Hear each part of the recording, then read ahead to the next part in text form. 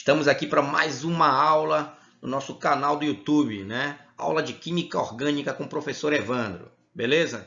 Espero que vocês estejam bem. E hoje a gente vai trabalhar um assunto muito importante para as provas do Enem, no caso. Vamos trabalhar os polímeros sintéticos, beleza? Espero que vocês gostem. E vamos lá para a nossa aula de hoje. Bem, vamos falar especificamente hoje sobre os polímeros, né? Reações de polimerização e, mais especificamente, os polímeros de adição. Primeiramente, bora entender o que é um polímero. Esse primeiro slide fala sobre isso. Polímeros, né, nada mais são do que macromoléculas, ou seja, são moléculas gigantes que vêm de uma unidade única, básica, que nós chamamos de monômero, tá certo? Essas macromoléculas, que são chamadas de polímeros, ela vem pela união, vamos colocar assim, né, de pequenas moléculas únicas chamadas de monômero. Na natureza, nós temos os polímeros naturais e artificialmente nós temos, como o nome está dizendo, os polímeros artificiais. Bem, podemos dizer como exemplo, né, de polímeros naturais, por exemplo, o látex das borrachas, por exemplo, né, as proteínas, né, a celulose, esses são polímeros naturais, ok? Bem, esse processo de formação de polímero recebe o nome de polimerização. Tá certo? Essa polimerização, o mecanismo para formar os polímeros, se dá pela unidade básica dessa formação, que é o monômero, tá certo? E pelo processo de polimerização, que geralmente é um processo que precisa de aquecimento, de alta temperatura e de um catalisador específico para essa reação. Beleza? Em geral, é muito importante vocês saberem disso, em geral, os polímeros de adição, como o próprio nome está dizendo, né, esse monômero ele é insaturado, ou seja, com dupla ligação. É muito importante que você perceba essa característica. A grande característica do polímero de adição é exatamente esse, né? A parte orgânica, né, que é chamada de monômero, que é o monômero, a unidade básica, ele é insaturado, com dupla ligação, onde ocorre a quebra, a ruptura da ligação π da dupla ligação, porque nós sabemos que quimicamente, não é isso? Nós temos aí uma dupla ligação com a ligação π e a ligação sigma. Então, acontece a ruptura, a quebra da ligação π e, como o nome está dizendo, acontece a adição, né? A adição pela formação de macromoléculas, que é exatamente o polímero. Ou seja, esse polímero nada mais é do que a união de várias cadeias carbônicas formadas pela uma única unidade básica de repetimento, é justamente a unidade básica de formação, que é o polímero. Beleza? Muito importante que vocês percebam esse processo. Então, resumindo, nós temos aí no mecanismo para a formação do polímero, que é uma macromolécula, nós temos aí a ruptura da ligação do monômero, que é a unidade básica de formação, por N moléculas, tá certo? Na formação desse polímero, né? Que é uma cadeia gigantesca, uma macromolécula, que é exatamente a formação desse polímero. Vamos lá.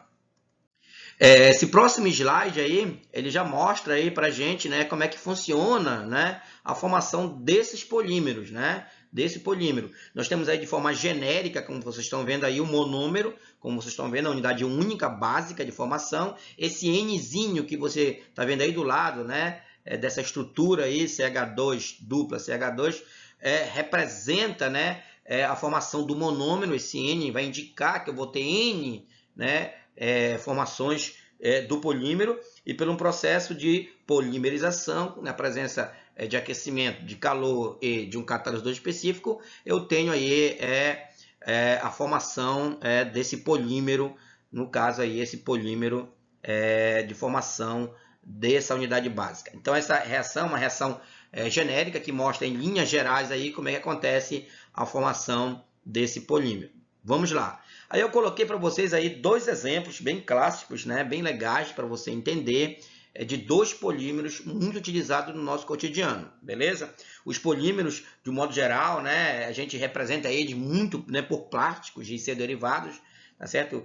São produtos que estão muito no nosso cotidiano, como garrafa PET, por exemplo, sacolas plásticas, tá certo?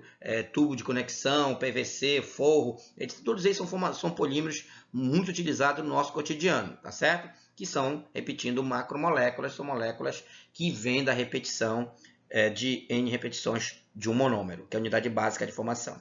Aí eu tenho dois polímeros, é muito interessante, nós temos aí a fórmula estrutural, no caso aí, tanto do monômero como do polímero, e a sua aplicabilidade, a sua aplicação. Por exemplo, aí nós temos aí um dos principais polímeros do nosso dia a dia, que é o etileno. Tá certo? O etileno, que vocês conhecem, né, mais com o nome de eteno, mas que aqui ele tem a nomenclatura de etileno, que é o monômero, né, que é esse primeiro que vocês estão vendo aí. O seu polímero, é só quebrar aí a ligação, P é de ligação, e o seu polímero, né, repare que tem um Nzinho ali embaixo, esse N está indicando que eu tenho N informações da unidade básica, que é o monômero, e nós temos aí o polietileno. Em geral, a nomenclatura do polímero é idêntica à formação da nomenclatura do monômero, colocando aí, em geral, a palavra poli, indicando que é um polímero. Então, nós temos aí o etileno, que é um monômero, e o seu polímero, que seria o polietileno, e uma aplicabilidade dele é justamente os brinquedos plásticos, por exemplo, né? As sacolas plásticas, essa de supermercado, as garrafas PET, enfim, de um modo geral, são esses aí os principais aplicabilidades desse polímero no nosso dia a dia. Vamos para o segundo e último exemplo da aula de hoje, tá certo? Que nós temos aí o propileno, né? Que é o polímero, né? Que aliás é um monômero, né? Esse formando aí o polipropileno. Então nós temos aí o propileno, vulgarmente conhecido com o nome de, né? Usualmente conhecido com o nome, segundo aí o PAC, de propeno, mas aqui ele vai ser o propileno, pela formação do polímero, tá certo? E o seu polímero, que é o polipropileno, né? Que é exatamente esse polímero aí que vocês estão vendo. Repare que é uma coisa interessante, lá no monômero, os dois carbonos que apresentam a dupla ligação, eles sempre ficam na horizontal, né? Eles têm que estar ali na horizontal para poder mostrar a formação do polímero, beleza? Aí o que sobra, sobrou aí o radical metil CH3, aí você coloca verticalizando ele para baixo para poder dar certinho aí, tá certo? Ao esticamento e a formação do polímero, que é o polipropileno, beleza? Polipropileno aí, uma das grandes aplicabilidades deles é o para-choque, por exemplo, de carros, né? Painéis de carro, cordas, né? E, enfim, essas são as grandes aplicabilidades aí. Tem outras, né? Logicamente, para a formação desse polímero. Bem, espero que vocês tenham gostado da aula de hoje, tá certo? Muito obrigado aí pela compreensão, né? E pelo estudo e o acompanhamento de vocês, e até a próxima, se Deus quiser.